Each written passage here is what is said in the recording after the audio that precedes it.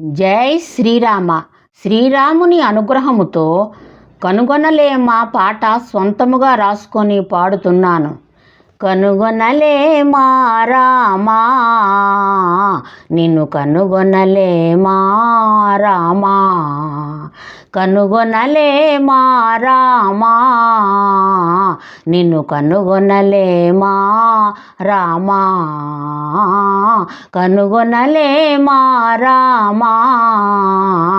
బాల్యమునందు ఆటపాటలతో కనుగొనలేమా రామా, బాల్యమునందు ఆటపాటలతో కనుగొనలేమా రామా, నిన్ను కనుగొనలేమా రామా, నిన్ను కనుగొనలేమా రామా.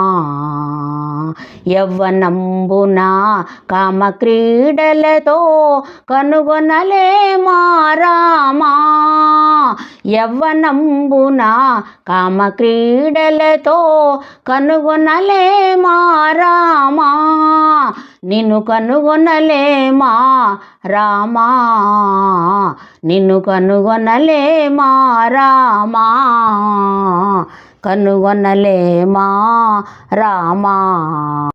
వృద్ధాప్యంబున దేహబాధలతో కనుగొనలేమా రామా, వృద్ధాప్యంబున దేహబాధలతో కనుగొనలేమా రామా, నిన్ను కనుగొనలేమా రామా, నిన్ను కనుగొనలేమా రామా. పుట్టుచు చచ్చుచు కాలగర్భమున కలసిపోవుటయేనా, పుట్టుచు చచ్చుచు కాలగర్భమున కలసిపోవుటయేనా. ఇంతేనా ఇంతేనా జీవిత సారం వింతేనా, ఇంతేనా ఇంతేనా జీవిత సారం వింతేనా.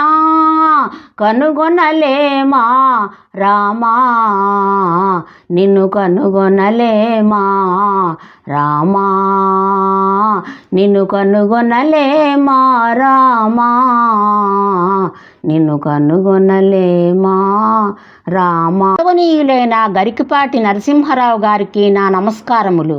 మీరు ఒక కార్యక్రమములో రామకోటి రాయడము ఎందుకు, పని లేదా, రామకోటి కోటిసార్లు రాసినా ఫలితము లేదు అన్నారు. 20 సంవత్సరములు 30 సంవత్సరములు వాళ్ళు రాయకూడదు, 70 ఏళ్ళు పైబడిన వాళ్ళు రాయాలి అన్నారు. 70 ఏళ్ల వయస్సులో చేతులు వణుకుతాయి. 70 ఏళ్ళు బ్రతుకుతారని గ్యారంటీ ఉందా? 70 ఏళ్ళు దాటిన తరువాత దేహము బాధించును కదా.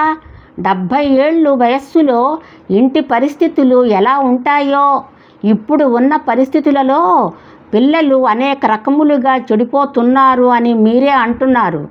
అలాంటి సమయములో పిల్లలు రామకోటి రాయడము ఎందుకు, రామకోటి రాస్తే చాలా ప్రమాదము అన్నారు. యోగి వేమన ముందు ఎలా ఉండేవాడు? యోగి వేమన పద్యాలు మనము తలవలేదా? వాల్మీకి ముందు ఎలా ఉండేవాడు? వాల్మీకి రామాయణము రాయలేదా? 6 ఏళ్ల వయస్సులో ధ్రువుడు నామస్మరణ చేయలేదా? 6 ఏళ్ల వయస్సులో ప్రహ్లాదుడు నామస్మరణ చేయలేదా? ముస్లిములు చిన్నతనములోనే వాళ్ళ పిల్లలకు నమాజు చెయ్యడము నేర్పుతుంటారు. క్రిస్టియన్స్ ప్రతి పిల్లల చేతిలో బైబిల్ పట్టుకొని చర్చికి వెళ్ళడము నేర్పుతుంటారు. మన హిందువులు పిల్లలకు రామకోటి రాయవద్దు అని గరికపాటి వారు చెప్పుతున్నారు. ఇది ఎంతవరకు న్యాయము? కలియుగములో నామస్మరణ మించినది లేదు అని భాగవతములో ఉంది కదండి. కలియుగములో యజ్ఞయాగములు చెయ్యలేము కదండి. నామస్మరణ చేస్తుండడం వలన భయము కలుగదు అని విష్ణు పురాణములో ఉంది కదండి. రామకోటి రాస్తే రాముడులాగా ఉండాలి అన్నారు. మరి యోగి వేమన, వాల్మీకి, ధ్రువుడు, ప్రహ్లాదుడు అలాగే ముందు ఉండేవారా? భగవంతుని సాధనతో సాంగత్యము ఉండాలి కదండి. జై శ్రీరామ. నేను భగవంతుడిని చిన్నతనము నుండి స్మరించుకుంటూ సాధన చేస్తూ అన్ని దేవుళ్ళ మీద వర్ణించి స్వంతముగా రాసుకొని పాడుతుంటాను. నా పాటలన్నీ యూట్యూబ్ ఛానలులో ఉంటాయి. జై శ్రీరామ. సర్వే జనో సుఖినో భవంతు.